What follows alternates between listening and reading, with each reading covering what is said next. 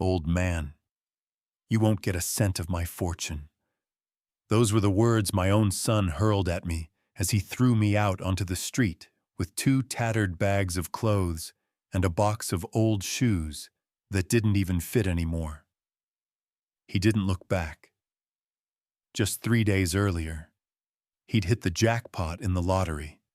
Declaring himself a man of wealth, he said I was holding him back, a burden to the grand life he planned to build. What he didn't know, or never bothered to check, was that the winning ticket was in my name, tied to my social security number, bought with my hard-earned money. My name is Walter Bennett. I'm 79 years old, and my hands bear more calluses than I have fingers. My skin carries the marks of decades of grueling work. My palms are rough as sandpaper from years of lifting, hauling, and building. For nearly 50 years, I toiled as a construction worker. I also moonlighted as a city gardener for 9 years, worked as an electrician fixing wiring until the early morning hours, served as a part-time doorman at an apartment complex, and even babysat for neighbors when they needed a night out. I never said no to honest work, never complained about long hours, low pay, or tough bosses. I took what was offered because I had another mouth to feed besides my own.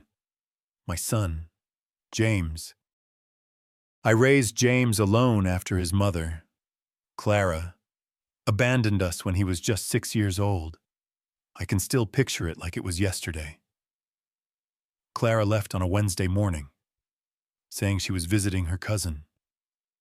She never came back. All she left was a scribbled note on the kitchen counter. I can't live this life anymore. Sorry, I didn't have time to grieve.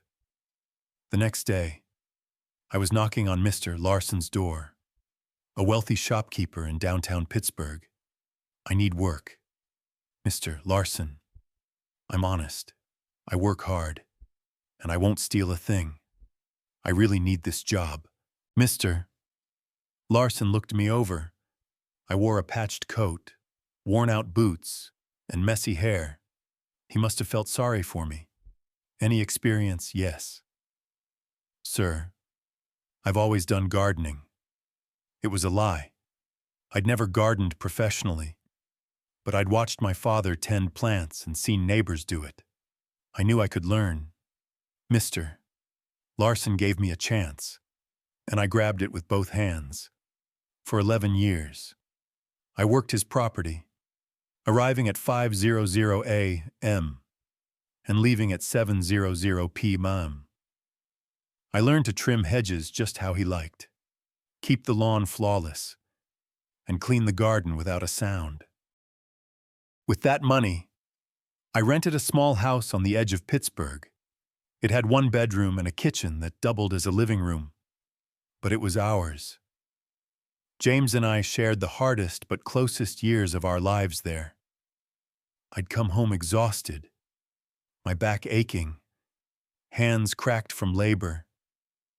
Yet, I always found energy to help James with his homework. "Dad, why don't we have a gaming console like my friends?" he'd ask, flipping through his notebooks at our tiny kitchen table. "Because consoles don't teach you to read or write. Son, you need to study hard to make something of yourself. But I want to play too. One day, we'll get a console. James, first, you need to pass the year with good grades." And he did. Back then, James was a focused kid, curious, loved math, and dreamed of becoming an architect. On Fridays, when Mr. Larson paid me, we'd celebrate with a soda and a pizza from the corner diner. "When I grow up, Dad, I'll buy us a big house with a yard, apple trees, and a garage," he'd say, licking pizza grease off his fingers. "And I'll get us a dishwasher," I'd add, smiling, "so I'll never scrub plates by hand again." I worked double, sometimes triple, in those years. After Mr. Larson's estate, I gardened for neighbors 3 days a week. Saturdays, I fixed plumbing and electrical outlets. Sundays, I washed cars.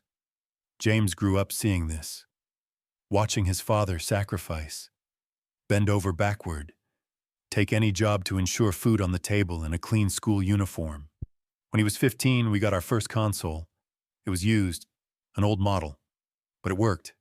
I'll never forget his joy when we turned it on.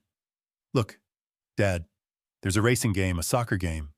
Just like my friend said, we stayed up late, playing a dated soccer game, sharing a bowl of popcorn I'd made. James rested his head on my shoulder and said, "Thank you, Dad, for the console, for everything." That was one of our last truly happy moments. When James hit adolescence, everything changed. He grew ashamed of me, our modest home, our simple life. His friends had parents with SUVs, mothers who didn't work. "Why can't you get a better job?" Dad, he'd ask, avoiding introducing me to his buddies. "What better job?" "James, I didn't go to college. I don't have a degree. I do what I know. It's embarrassing. My friends' parents are accountants, professors. They work in offices. You're a laborer. There's no shame in honest work." But he didn't understand. To a 16-year-old, a father who carried bricks was a source of humiliation. Years passed. James finished high school but refused college. He said studying was a waste, that he wanted money now. He worked at a hardware store, then a car shop, then a factory. He never stayed long, always clashing with bosses, always quitting with excuses, always coming back home expecting me to fix his problems. At 26, he met Emily, a beautiful girl, daughter of a city lawyer. James fell hard, and she seemed to like him too. But when he brought her to our house, I saw the same embarrassment on her face that James often showed. "This is where you live?" she asked, eyeing our plain home. "Temporary," James said quickly. "We'll move to a better place soon." Emily lasted 2 months. She left, saying they were from different worlds. James was heartbroken, drunk for a week, blaming me. If we had a decent house, she wouldn't have left. "James, if she left because of the house, she didn't love you. You don't understand anything. You never have." Our relationship grew colder. He saw me as the root of his failures, the poor, uneducated father who held him back socially. Still, I cared for him. I washed his clothes, cooked his favorite meals, lent money when he was jobless. A father never gives up on his child. Right. At 29, James got mixed up with a group running illegal deals across state lines. I never fully understood it, but I knew it was wrong. He came home with too much cash, designer clothes, a car worth more than my yearly pay. "Where's this money from?" "James' business." "Dad, you wouldn't get it."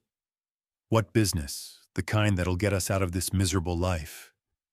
It didn't last. The police busted the operation, arresting 5 members. James escaped charges by claiming he was just a courier, unaware of the goods. But he lost everything. He came home broke, depressed. That's when he met Sarah, then Jessica, then Chloe. A string of girlfriends who treated our home like a motel. They all looked at me with disdain, like I was outdated furniture cluttering their space. "Doesn't your dad ever go out?" I heard Chloe ask once. "He's got no life," James replied. "Just works and watches TV." It hurt to hear. It hurt knowing my son saw me as a burden, as someone without a life. But I swallowed the pain, kept cooking for him and his girlfriends, washing sheets after they left, acting like it didn't bother me. Have you ever faced something like this? Know someone who deserves more respect? Comment below. For the last 6 years, James lived with me again after losing an apartment he shared with a friend. He took back his old teenage room, his things scattered, his failed plans piling up, promising he'd get settled soon. Temporary. Dad, just until I'm financially stable. 6 years of temporary, 6 years of him complaining about the house, The food, the neighborhood. 6 years of me playing servant in my own home. This house is a dead end, he'd say. Bringing another new girlfriend. We live like paupers because you think like one. James, we are poor. No point pretending we're not. Speak for yourself. I'll be rich someday. He said it daily, that he'd be rich, live in a penthouse, drive a new car. But he never worked for it, never studied, never stuck to a job, never showed discipline. The only thing he did consistently was gamble at the horse track and complain when he lost. Gambling's for losers. Dad, you're a fool for playing the lottery every week. At least I play with my money. I'd reply, money you could invest in something better. Like what, anything but picking numbers. But I kept playing. Every Tuesday, I went to Mr. Tom's Deli and placed my bet. Always the same numbers: James's birthday, my father's death date, our house number, always in my name, with my social security number, my money. James went with me once and mocked me the whole time, calling it a waste, an addiction. 17 years playing. Never won a dime. He laughed. When will you admit you're not getting lucky? Hope dies last. Son, poor man's hope is a rich man's fantasy. It was a Monday in May, hot and sticky, when everything changed forever. I'd come home from a tough day landscaping a new housing project. My back ached, my feet swollen, wanting only a shower and rest. James wasn't home. I knew he was at the corner bar with friends, his Monday routine. Better that way, since he came back drunk and griping about my cooking. The TV noise, our life. I'd just changed into an old shirt when I heard the key in the lock. James stumbled in, not drunk, but wild with excitement, eyes shining like never before. Dad, Dad, he shouted, bursting into the room. You won't believe it. I won the lottery. My heart nearly stopped. I sat on the bed, confused. What do you mean, you won? He pulled a crumpled ticket from his pocket and showed it, comparing it to the numbers on TV. Look, 9/17/25/44/53/60. Exact match. $6 million. Dad, we're rich. I took the ticket, checked the numbers. They matched, but something felt off. James, where'd you buy this ticket? At Mr. Tom's Deli, the one you always play, he said, too thrilled to think. My blood ran cold. What do you mean? The one I always play. Remember Tuesday? You asked me to drop it off because your back hurt. I took your money, gave it to Mr. Tom. He stopped, and I saw the moment it hit him. Wait, you placed the bet, James? I always place the bets. Every Tuesday for 17 years. With my money, my social security number, my name. His smile vanished. He snatched the ticket, reading the fine print for the first time. Walter Bennett, SSN 123456789. No, it can't be, he muttered. It is. You only dropped off the ticket because I was in pain. I made the bet, like always. If you're gripped by this story, give it a like to support the Revenge with Thomas channel. That moment, I saw something break in James's face. Not disappointment, but rage. Pure rage. You're lying, he shouted. I checked the numbers. I found out it won. You took the ticket I filled out. With my money. For my game. He went silent, pacing the small room. I could see his mind racing, searching for a way to keep the money. You don't know how to claim a prize like this, he finally said. You don't understand banks, taxes, investments. You'll get scammed, cheated. James, the money's mine. We can sort it together. But it's mine. He laughed bitterly. Dad, you don't get it. This money can change my life. I can leave this town, move to Miami, start a business, be somebody. And me, what about me? You keep living like always, working, keeping the house. It's what you're good at. Those words hit like a slap. After all my sacrifices, that's how he saw me, a man only good for work and chores. James, I'm your father. I raised you alone. I worked double shifts so you'd never go without. I'm grateful. He cut in. But that doesn't mean I owe you my luck. This money's my shot at happiness. Don't I deserve happiness too? He stared at me, and his look chilled me to the bone. Disdain. Dad, you're 79. How many years do you have left? 5, 10. I'm 43. I've got a whole life ahead. So, you think I don't deserve it because I'm old. I think you don't know what to do with money. You'd waste it on nonsense, give it to the church, neighbors, anyone with a sob story. In 2 years, it'd be gone. And you know what to do, I do. I'll invest, grow it, build wealth. You only know spending. That night, I couldn't sleep. I lay listening to James call friends, bragging about the win, planning for money that wasn't his. I'm buying a condo in South Beach. I heard him say, a place for high-class people.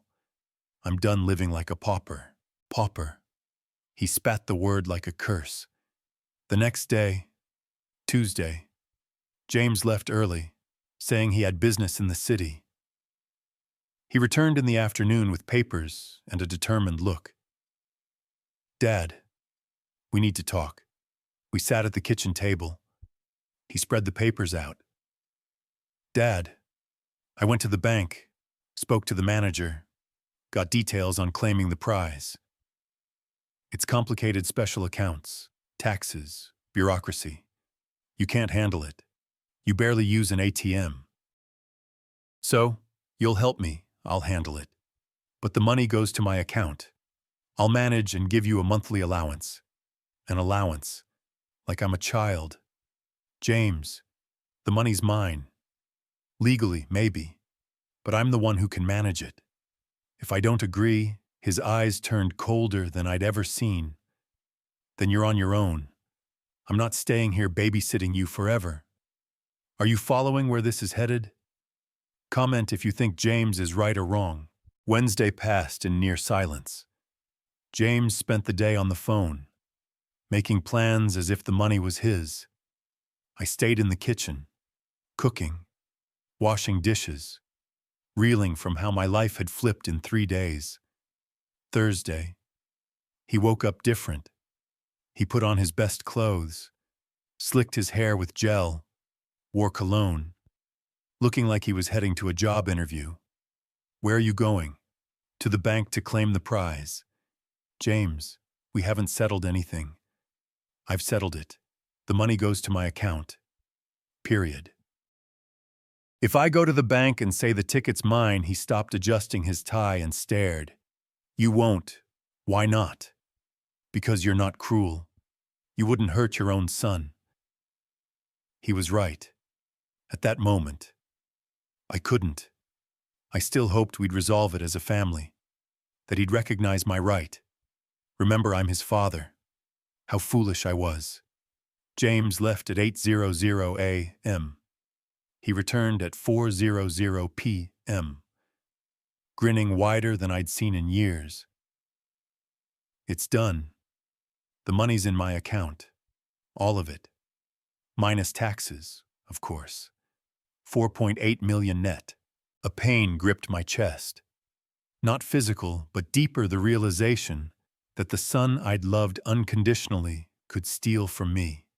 Now, I'm starting my new life, and you need to start yours.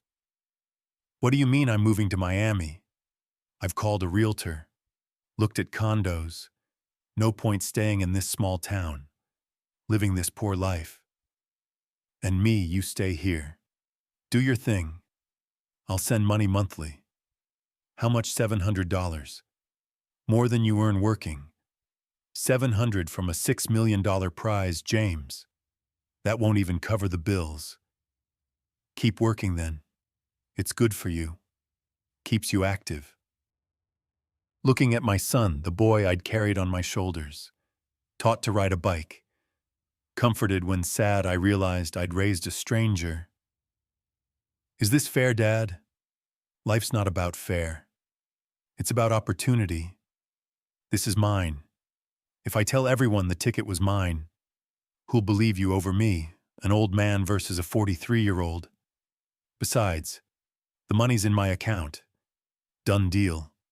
Don't miss the end of this incredible story. Subscribe Revenge with Thomas and hit the bell for more. Thursday, Friday, Saturday. James grew more arrogant, ruder. He talked on the phone about condos, cars, investments, treating our home like a cheap motel, a stopover before his grand life. I'm getting a brand new SUV, he said, flipping through a catalog at the table. A white Cadillac, automatic, for classy folks. You don't even have a license. I'll get one. Money makes everything easier. Then, on the following Tuesday, exactly 1 week after the win, he made the choice that ended our relationship for good. Tuesday, 5:00 a.m. I was asleep when I felt someone shaking my shoulder. Dad, wake up. We need to talk. I opened my eyes slowly. James stood by my bed, dressed, with 2 large suitcases beside him. My heart raced. What time is it? What's happening? The moment of truth, he said, turning on the light. Get up. We've got things to settle. I rose, confused, still in pajamas, hair a mess. James's face was unlike anything I'd seen. Cold, resolute, cruel. James, why the suitcases? I'm leaving for Miami today. I've rented a condo, bought a plane ticket, handled everything. But what about us? The money talk. He laughed bitterly. What talk? Dad, there's no talk. The money's mine, in my account, and I'll use it how I want. James, for God's sake, I'm your father. I raised you alone. I worked my life for your dignity. I appreciate it. He interrupted. But that was your duty. Nobody made you have me. I'm grown now. I'll live the life I always wanted. Penthouse, new car, designer clothes, fine dining, things you could never give me. Those words stabbed my chest like a knife. That's how he saw my life of sacrifice as not enough. I gave everything I could.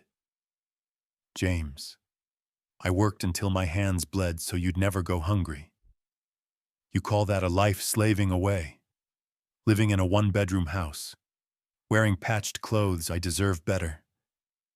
Don't I deserve better? He looked me up and down with contempt that froze my blood. Dad, you're 79. Your life's done. You made your choices, had your chances. Now it's my turn. Choices. Did I choose your mother leaving? Did I choose working dawn to dusk for you? Did I choose giving up my youth, my dreams, to raise you? Nobody forced you, he shouted, losing patience. Nobody made you have me. Nobody made you keep me when Mom left. You chose to be a single father. You chose this miserable life. Tears streamed down my face, not from sadness, but shock. How could my son say this, James? How can you say that? Because it's true. You always played the victim, the martyr. I raised you alone. I worked so hard. I'm tired of it. Dad, tired of guilt for your sacrifices. I never blamed you. You did. Every day. With your suffering looks, your sighs when you came home exhausted, your tears when I complained. You made me feel guilty for existing. That's not true. It is, and I'm done carrying that guilt. I have money now, a chance to be happy, I won't let you ruin it with your poor father drama. I stood silent, trying to process his words. Is that what he thought all these years? Is that how he saw my love, my care? What do you want from me? I want you to understand our relationship is over. Stop depending on me. Stop expecting me to care for you. Stop thinking I owe you anything. I never said you owed me. You didn't need to. It was always there. I raised you. I worked for you. I sacrificed for you, as if I asked to be born. James walked to the window, stared at the street, then turned with an even harder look. Dad, I'm clear. I'm leaving today and not coming back. No more contact. No responsibility for you. Nothing tying me to this poor life. James, for God's sake. And there's more. You have to leave this house. My world collapsed. Leave the house. It's been rented in my name for 5 years. I pay the rent, and I'm done paying. But I cover utilities. You cover electricity, water, small stuff. I pay rent, and I'm canceling the lease. Where will I go? He shrugged. Not my problem. Stay with a neighbor. Go to a nursing home, anywhere. But you're not staying here. This house is mine too. I've lived here 16 years. Not in your name.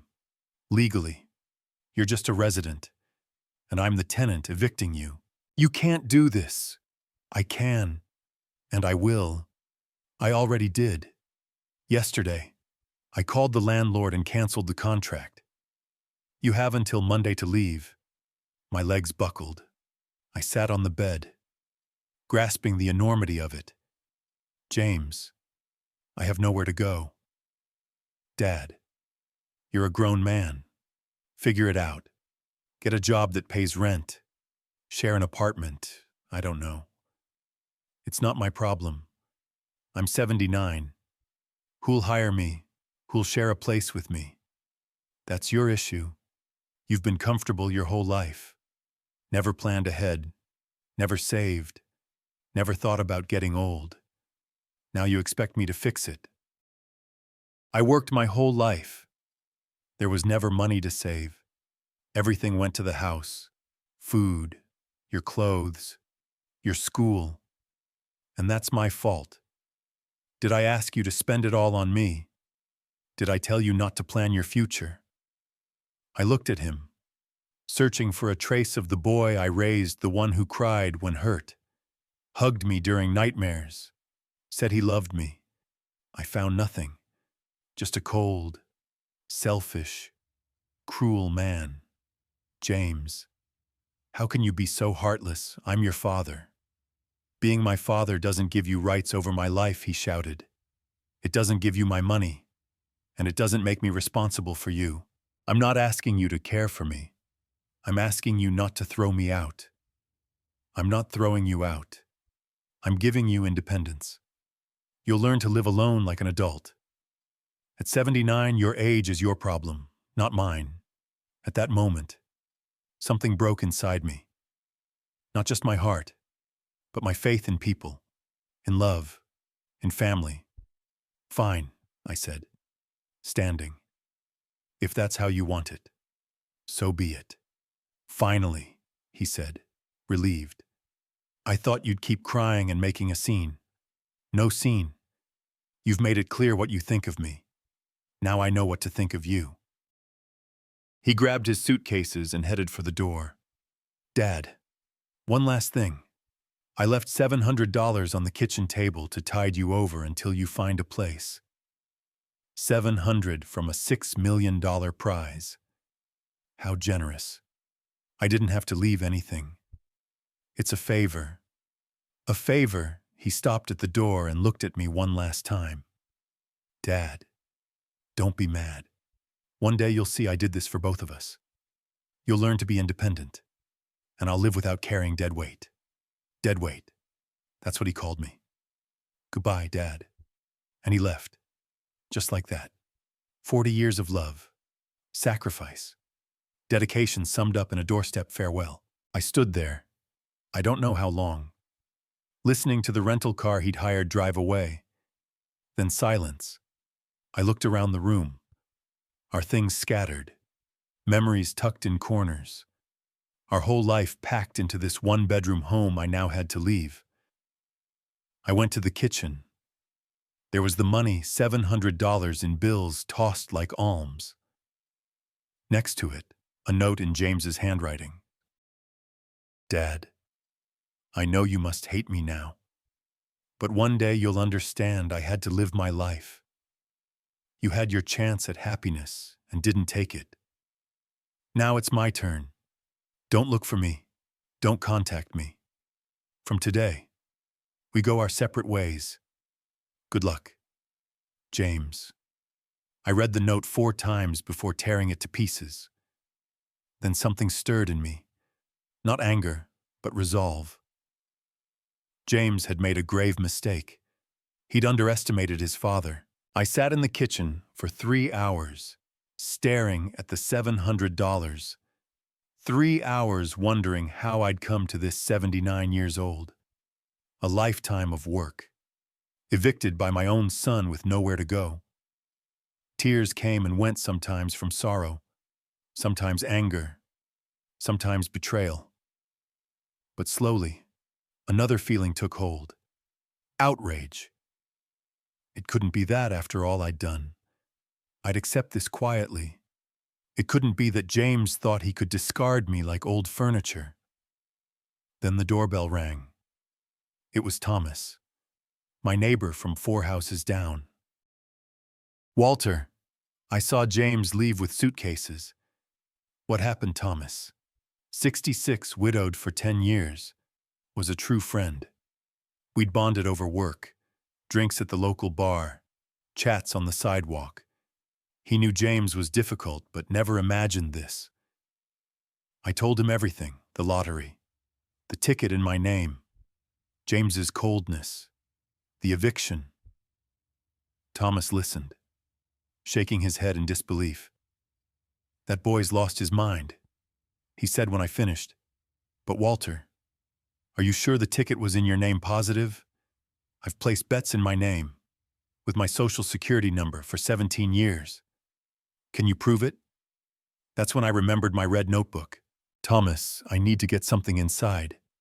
What my betting notebook? If I can prove I always made the bets, maybe.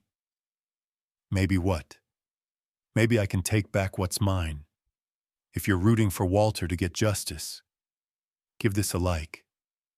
This story's getting intense. Thomas came with me into the house. We went straight to my room, where I kept the notebook in a dresser drawer. There it was, red, worn, with a faded cover. But inside were 17 years of betting receipts. I opened it carefully. Every bet, every date, every receipt. All in the name of Walter Bennett. Look at this. Thomas, I said, hands shaking. 17 years of bets, all mine. He examined the receipts, flipping through the pages. Walter, this is gold. This proves you were always the one betting. But James already claimed the money. Doesn't matter. If you prove the ticket was yours, the law can make him return it. For the first time in days, I felt hope. Is it worth trying, Walter? You've got nothing to lose and $6 million to gain. Of course it's worth it. That same afternoon, Thomas drove me to the office of Dr. Michael Harris, a lawyer who'd helped his niece with a legal dispute. Dr. Harris, about 53 with graying hair and glasses, welcomed me warmly. Mr. Walter, tell me your story from the start. I told him everything: Clara's abandonment, my years of toil, raising James, the lottery bets, the day of the win, the eviction. Dr. Harris listened, jotting notes on a legal pad. Do you have the receipts? I showed him the red notebook. He studied each page, checking dates, amounts, and my name. Mr. Walter, this is excellent evidence. 17 years of receipts, all in your name, in perfect order. It's clear you were the one placing the bets. But the money's in his account now. That's not an issue. What matters is who had the right to the prize. And based on this, it's you. Doctor. Harris explained we'd file a lawsuit to void James's claim and transfer the money to me. But I must warn you, your son won't like this. He'll likely hire a lawyer to fight back. Doctor, I don't want to be cruel, but I won't be a fool. This money is mine by right. Then let's move forward. If you're cheering for Walter to get what's his, subscribe to Revenge with Thomas and turn on notifications. This story's far from over the next few weeks. Doctor, Harris prepared the case, beyond the notebook. He asked for witnesses to confirm I'd always placed the bets. Thomas volunteered immediately. Mr. Henry, who lived across the street and saw me head to the deli every Tuesday, agreed to help. Mr. Tom, the deli owner, was the key witness. Mr. Walter, I remember you from the first day you came to bet, 17 years ago. Always polite, always on time, always the same numbers. I'd joke. Here's our loyal lottery guy. And James, do you remember him just once, a few weeks ago, when he dropped off your ticket because of your back pain? I told my wife. Nice to see Walter's son helping out. Never thought he'd try to steal from his father. With witnesses and evidence ready, Doctor, Harris filed the lawsuit. The case went to the Pittsburgh Civil Court, and the judge set a hearing for 3 weeks later. Now we wait, Doctor, Harris said. Your son will be notified and can defend himself. I stayed at Thomas's house. He took me in without hesitation, giving me his guest room and refusing any payment. Walter, we've been neighbors for 17 years. In hard times, we help each other. Those 3 weeks were filled with anxiety. I kept imagining James's reaction to the court notice. Would he reach out, get angry, realize his mistake, but he didn't call, message, or show up? It was as if I no longer existed to him. Doctor, Harris brought news. Mr. Walter, your son hired a lawyer, and not just any lawyer, Doctor. Charles Reed, one of the most expensive in Pittsburgh. Is that bad for us? Not necessarily. It means he's serious. But our evidence is strong. What defense could he use? He'll likely argue you can't manage such a large sum, that your age or mental state makes you unfit. He might question your capacity. Anger surged in my chest. He'll say I'm crazy. It's a common tactic, discredit the other side, challenge their ability. Doctor, I may not have a degree, but I'm not crazy. I've worked 55 years, always paid my bills on time, always managed my money. I know. Mr. Walter, that's what we'll prove in court. A week before the hearing, something unexpected happened. James called. It was a Monday evening at Thomas's house. During the news. Hello? Dad? It's me. My heart pounded. It was the first time I'd heard his voice since he left. What do you want? James. We need to talk. This lawsuit won't go anywhere. It'll only cause trouble for everyone. The only trouble I see is a son stealing from his father. I didn't steal. I had the ticket. I checked the numbers. I went to the bank. With the ticket I filled out. Numbers I chose. Money I paid. He paused. Dad, let's make a deal. I'll give you a third $2 million. That's more than you'd earn in a lifetime. A third of what's fully mine, Dad. I've spent some already investments. Commitments. You should have thought of that before throwing me out. I was stressed. Confused. I messed up. I admit it. But there's no going back. There is. Return what's not yours. If you don't, The court decides. You won't win. Dad, my lawyer says it's hard to prove the ticket was yours. The money's in my account. We'll see. Don't be stubborn.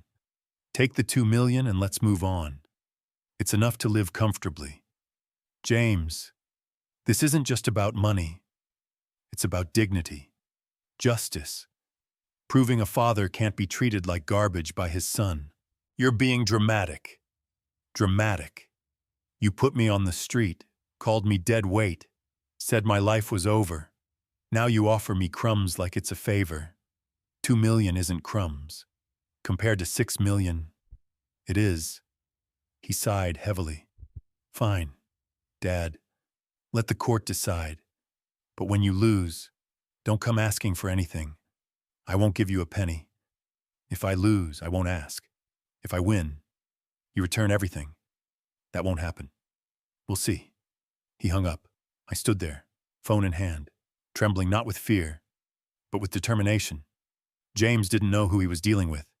He'd underestimated me my whole life, thinking I was a weak, ignorant old man. He was about to learn otherwise. The hearing arrived on a Tuesday in June. I woke at 4:00 a.m., stomach churning, heart racing.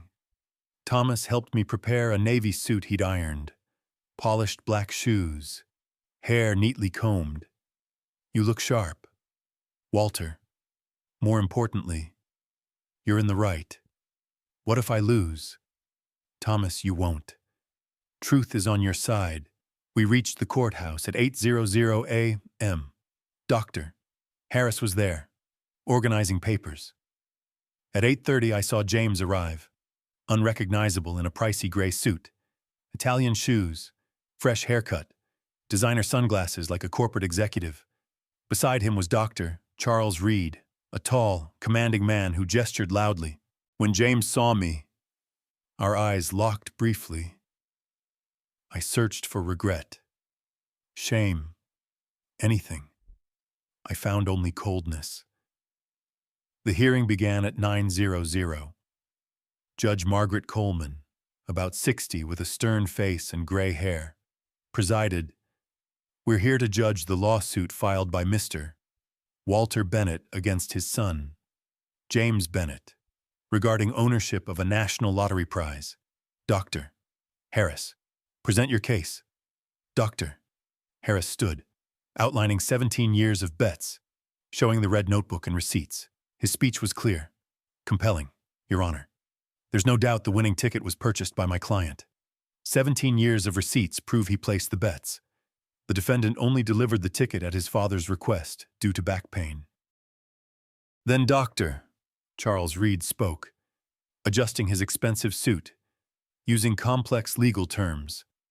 Your Honor, my client claimed the prize in good faith.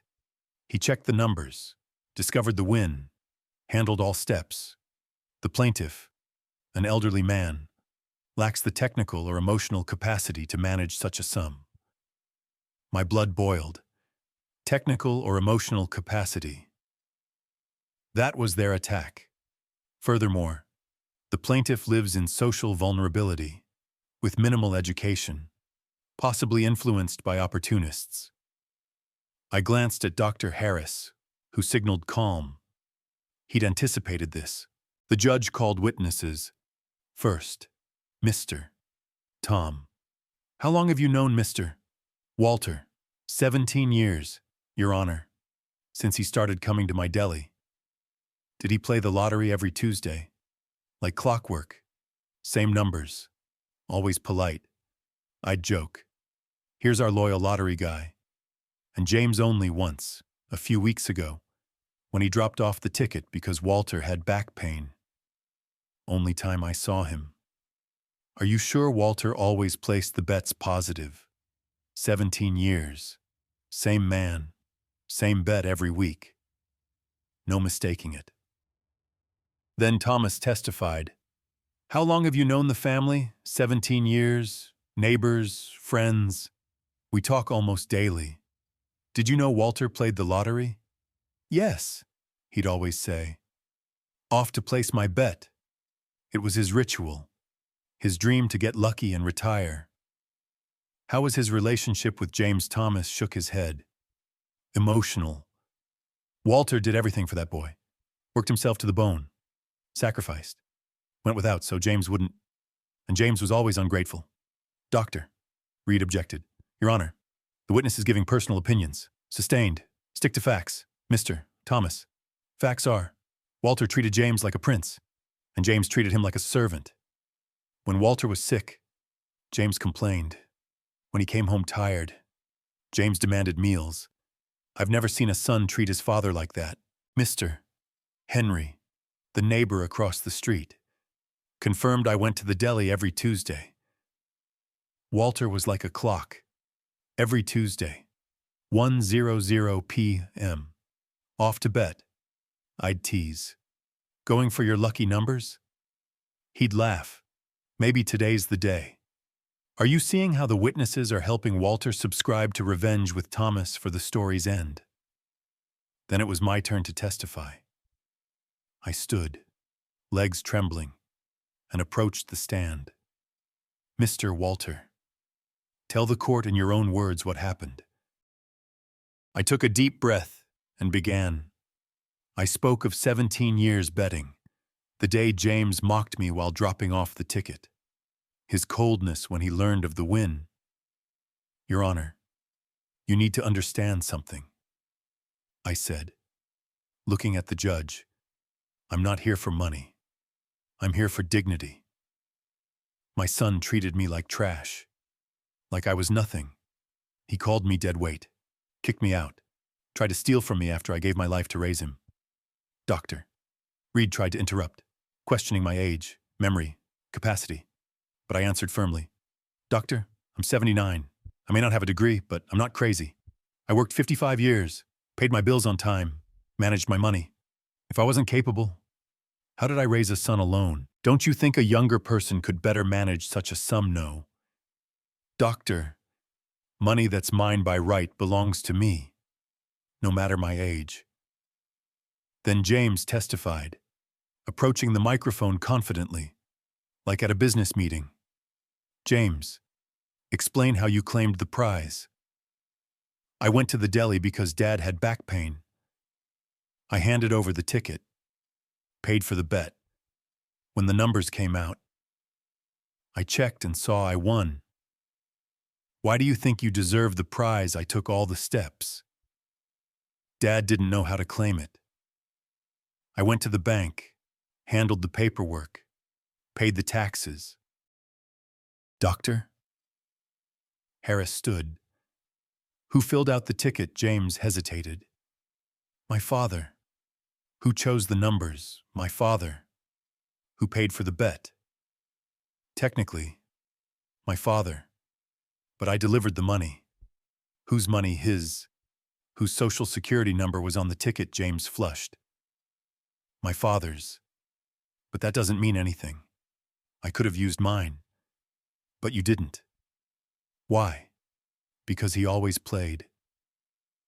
So, you admit your father always played, yes. But it doesn't matter. What matters is who claimed it. No. What matters is who had the right to it. Doctor, Harris dismantled James's story question by question, showing he'd never cared about the lottery, mocked my playing, only went once. James, you said your father can't manage such a sum. Why? He's simple, uneducated, no experience with money. But didn't he work his whole life, manage a household for decades? Raise you alone, yes. Pay bills on time, yes. Control expenses, yes. So why can't he manage his money? Holmes had no answer. The worst moment came when Dr. Harris asked about the eviction. Is it true you kicked your father out? I didn't kick him out. I said I wouldn't pay rent anymore, knowing he had nowhere to go. He's an adult. He can manage. At 79, his age isn't my problem. I saw the judge frown and jot a note. James had just sunk himself. Did you offer him only $700? Yes. more than I had to from a $6 million prize. If it was your father's, isn't 700 a bit small? James realized he'd been trapped. I didn't know if I'd keep the money then. So, you knew you might have to return it, no. Then why the worry? He was speechless. Are you seeing how Walter's lawyer is tearing down James's defense? Comment your thoughts. The hearing lasted 5 hours. The judge said she'd review the evidence and deliver a verdict in a week. Parties dismissed. The ruling will be issued next Tuesday. I left exhausted but hopeful. Doctor. Harris was confident. Walter. It went well. Your evidence is solid. Your witnesses convincing. James couldn't defend himself. Now we wait. That week was the longest of my life. Days dragged, nights sleepless. My mind on the outcome. Thomas tried to distract me, but I could think of nothing else. On Tuesday, we returned to the courthouse. Judge Coleman was solemn as she read the verdict. Based on the evidence, it's clear the winning ticket belongs to Mr. Walter Bennett. 17 years of receipts prove he placed the bets. The defendant's delivery of the ticket doesn't grant him rights, as he acted only as a messenger at his father's request. My heart pounded. Furthermore, this court finds no basis in the plaintiff's age to deny his ability to manage his assets. At 79, Mr. Bennett shows clarity, capacity, and financial competence. Conversely, the defendant's actions evicting his father and claiming a prize he knew wasn't his are troubling. James paled. Therefore, I rule in favor of the plaintiff. The prize shall be transferred to Mr. Walter Bennett's account, minus only amounts provably spent by the defendant, which must be repaid. I nearly collapsed. Thomas steadied me. Doctor. Harris smiled. I'd won. Justice was served. James left without a glance. No words.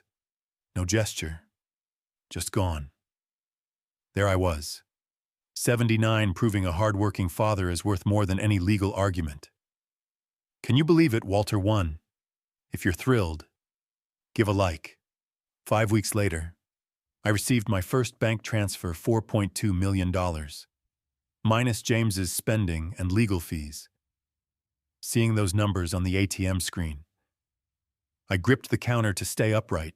Mr. Walter, you okay? Asked the bank manager, a young man who treated me with newfound respect. Yes, son. Just adjusting to this new reality. New reality, indeed. At 79, I was learning what it felt like to be respected, heard, valued not for the money, but for the courage to fight for my rights. First, I bought back my house. James, desperate to pay debts from his brief rich life, had sold it to a realtor for far less than it's worth. The realtor, hearing my story, was fair. Mr. Walter, your son was in a rush. Sold it for $140,000, though it's worth at least $250. I'll sell it back to you for what I paid. Why, I don't feel right profiting off this situation. I returned home on a Wednesday afternoon. Opening the gate like entering a sacred place, I stepped into the yard where I'd planted roses and lavender, past the small kitchen window where I'd watched the street for hours, entered the one-bedroom home that held 18 years of my life. But it wasn't the same house, and I wasn't the same man. I renovated with care, hiring Mr. Joseph, a local contractor and good man. I wanted to modernize but keep its simple charm. Mr. Walter, want a bigger house? We can add rooms, a proper living area. No, Joseph, one bedroom's always been enough. I just want it beautiful. We painted the walls a warm beige, bringing light and calm. The old floor became sleek hardwood, keeping the layout. We widened the kitchen window, added a new sink, a modern stove, a fridge I'd always wanted. In the bedroom, I got a new bed, a sturdy oak dresser, a cozy armchair, simple, Quality things that made it feel like a home worthy of who I'd become. The yard got special care. I planted more flowers, added a bench under an oak tree, created a corner for herbs and spices, my little sanctuary. Thomas visited daily to check the progress. Walter, this is a transformation. The house is stunning, but you've changed more. He was right. It wasn't just the new clothes, neat haircut, or stylish glasses. It was something inside: a new posture, confidence, a sense of worth I'd never had. I invested the money in a safe account, living off monthly interest that covered my needs with extra for small luxuries. For the first time, I shopped without counting pennies, buying the steak I wanted, a fine wine, softer soap. I discovered tastes I'd never explored: aged cheeses, fresh baked bread, flowers for the house. The money enabled these joys, but my newfound self-respect made them sweeter. I joined a senior group at the local community center. 14 people with stories of struggle and late-life triumphs. Folks, I'm luckier than I ever imagined. I said at my first meeting, not just for the lottery, but for learning my own value. Mr. Samuel, an 83-year-old who raised 3 kids alone, nodded. Walter, it's not luck. It's courage. How many of us accept scraps from kids, family, society, you said? I deserve better. It was hard. There were moments I considered giving up, taking the $700 and calling it quits. What kept you going? Samuel asked. I thought about it. What pushed me when James tried to discredit me, when his lawyer belittled me, when everyone saw me as a stubborn old man fighting his son exhaustion. I said, tired of being small, of accepting anything, of believing I didn't deserve respect because I was poor, old, uneducated. 4 weeks after the renovation, something unexpected happened. James showed up. It was a Sunday afternoon. I was watering the garden when the doorbell rang. At the gate, there he was, thinner, unshaven, in wrinkled clothes, eyes weary. Life had taken its toll. Hi, Dad. Hi. James. We stared through the gate's bars. I looked for genuine remorse. He looked for a sign I'd let him in. Can I come in? Depends. Why to talk? I need to talk. I opened the gate but didn't invite him inside. We stayed in the yard, me on the bench, him standing, kicking dirt. The house looks great, he said, glancing around. Thanks. I wanted to apologize. For what, stealing from me or kicking me out? He winced. Both. Everything. I lost my head when I saw that money. I thought it was my chance to change my life. It was just not how you thought. What do you mean, James? That money could have changed us both. We could have been a real family, cared for each other, enjoyed that blessing together. But you chose to steal. I stole because you stole from me. If you'd said, Dad, the ticket's yours, let's share, it would have been different. Would you have agreed? Of course. You're my son. I've always shared everything with you. He looked down. I didn't think of that. I just saw the money and thought, my shot to be rich. And how'd that turn out? Badly. Very badly. I blew it on nonsense, bad investments, useless things. In 8 months, I lost nearly everything. Now I'm in a boarding house in Tampa, working at a car shop for $1,800 a month. I felt a pang, not pity, but sadness for the waste, the wrong choices, the lost time. James, why are you here to ask for money? No, he said quickly, to ask for real forgiveness. Why should I forgive you? Because you're my father. I finally see what I lost you. The only person who loved me no matter what. I lost my family. James, family isn't just blood. It's respect, care, support. You treated me like an enemy. I know. And I regret it every day. We stood silent for minutes. I looked at my son, the boy from my heart, who played on my lap, slept in my arms, and felt both compassion and disappointment.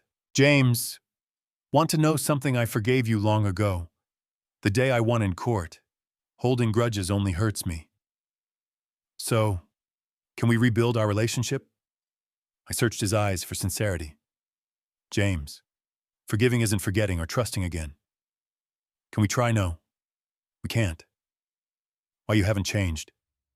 You're just poor again. How can you say that? If you'd changed, you wouldn't be here. You'd have built a new life, learned independence, become the man you should be. I came to apologize. You came because you're struggling. If you'd kept the money, you'd never have shown up. That's not true. It is. You had 8 months to come back. 8 months since the ruling, and you're here now, at rock bottom. I was ashamed of what you did or of losing the money he couldn't answer. I stood and walked to the gate. James, I wish you true happiness. I wish you find your path. Learn to be a good man. Build a worthy life, but away from me. Why? Because I've learned something too. I deserve peace. I don't have to accept disrespect, even from family. I've learned self-love comes first. Dad, I've changed. Maybe you have. Maybe one day you'll be a different man, but I won't be here to see it. You don't love me anymore. I stopped and looked into his eyes. James, I'll love you until I die. That's what fathers do. But love doesn't mean accepting hurt. So, we're done. I didn't say that. I said our relationship can't be what it was. If you come back one day, not to ask or justify, but to honor me as your father, then we'll talk. How will you know it's real? I'll know. Fathers always know. James lingered, hoping I'd change my mind, but I didn't. Okay, he said finally. I understand.